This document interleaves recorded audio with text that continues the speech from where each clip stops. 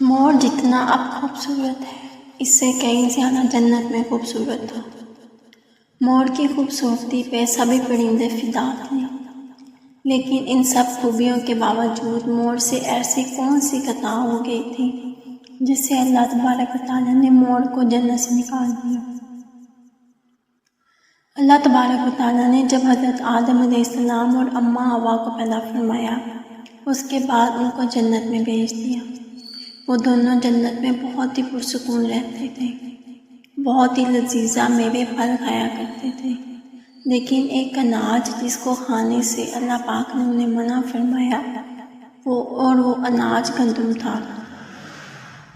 چونکہ شیطان حضرت آدم علیہ السلام کی وجہ سے ہی جنت سے نکالا جا چکا تھا، اسی وجہ سے شیطان کی حضرت آدم علیہ السلام سے دشمنی ہو گئی تھی۔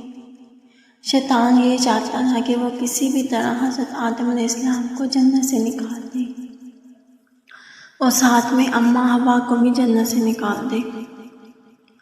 جب شیطان کو یہ خبر ہوئی کہ حضرت آدم علیہ السلام کو تمام میوے کھانے کی اجازت ہے لیکن گندم کھانے کی اجازت نہیں ہے، تو شیطان انتقام کی آگ دل میں لیے جنت کے دروازے کے پاس بیٹھ گیا اور 300 سال تک وہاں پر بیٹھا رہا کہ کوئی جنت کے دروازے سے باہر آئے اور شیطان اس سے بات کر سکے۔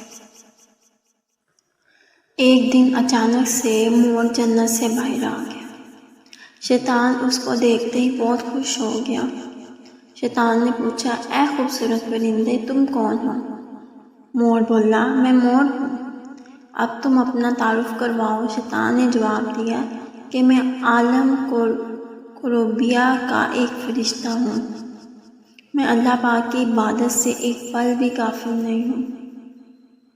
میں چاہتا ہوں کہ میں جنت میں جاؤں، وہاں کی نعمتوں کا اپنی آنکھوں سے مشاہدہ کروں۔ شیطان مور سے کہنے لگا کہ تم مجھے جنت کے اندر لے جاؤ، میں تمہیں 3 ایسی باتیں بتاؤں گا جس سے تمہیں ابدی زندگی حاصل ہو جائے گی، تمہیں بڑھاپا اور بیماری نہیں آئے گی، تم ہمیشہ جنت میں ہی رہو گے۔ شیطان کی یہ باتیں سن کر لالچ میں آ کر مور نے کہا کہ مجھ میں تو اتنی طاقت نہیں ہے کہ میں تمہیں جنت کے اندر لے جاؤں، لیکن ایک سانپ میرا دوست ہے، وہ شاید تمہاری مدد کر سکے۔ یہ کہہ کر مور سانپ کے پاس آیا، اس کو ساری بات بتائی۔ سانپ بھی شیطان کی باتوں سے بہت خوش ہو گیا، پھر شیطان کو اپنے منہ میں چھپا کر جنت میں داخل ہو گیا اور یوں شیطان اپنی چال میں کامیاب ہو گیا۔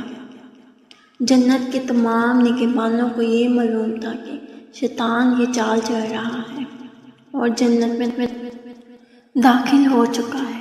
فرشتے شیطان کو جنت سے نکالنے لگے۔ تبھی اللہ پاک کا حکم ہوا کہ اس کو ابھی تک جنت میں ہی رہنے دیا جائے۔ وہ فرشتے اللہ تبارک و تعالیٰ کے حکم سے رک گئے۔ شاید یہ حضرت آدم علیہ السلام کا امتحان تھا۔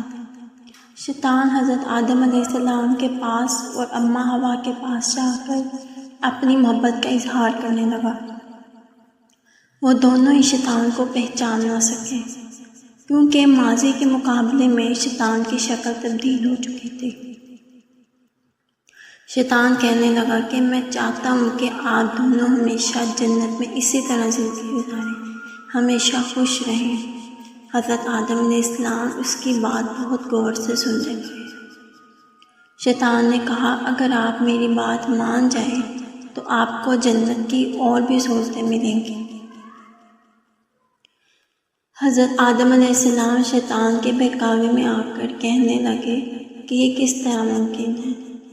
شیطان کہنے لگا، ایک گندم کا دانہ اگر آپ دونوں چکھ لیں تو آپ کو ابدی حیات حاصل ہو جائے گی اور آپ جنت میں ہی رہیں گے۔ یہ بات سن کر حضرت آدم علیہ السلام کے دل میں رجحان پیدا ہوا، لیکن ان کے دل میں اللہ کی نافرمانی کا خوف غالب آ گیا۔ جبکہ اماں حوا شیطان کی باتوں میں آ گئی۔ جس پر اماں ہوا نے حضرت آدم علیہ السلام کو راضی کر لیا۔ پھر اس کے بعد ان دونوں نے اس گندم کے دانے کو چکھ لیا۔ جیسے ہی گندم کا دانہ ان کے اندر گیا تو دونوں کے ستر واضح ہو گئے، جس کے بعد دونوں اپنے اپنے ستر چھپانے لگے اور خوف خدا سے کانپنے لگے۔ اسی دوران اللہ تبارک و تعالیٰ نے فرشتوں کو یہ حکم دیا کہ حضرت آدم علیہ السلام اور اماں ہوا دونوں کو زمین پر اتار دو۔